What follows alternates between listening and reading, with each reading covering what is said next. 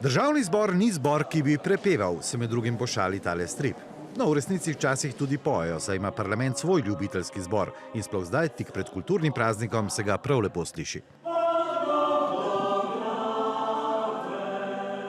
In pravzaprav je pevski zbor kar lepa prispodoba tega, kar nas hoče strip naučiti. Parlament poznamo iz televizije kot nekaj političnega. Jaz sem prepričan, da večina ljudi si sploh ne predstavlja, kako to funkcionira.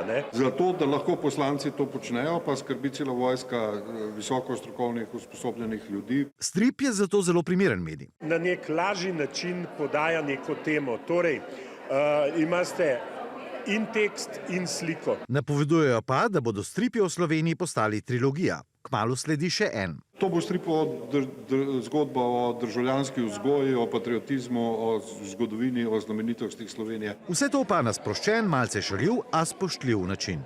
Tako kot bi se tudi sicer veljalo pogovarjati o politiki.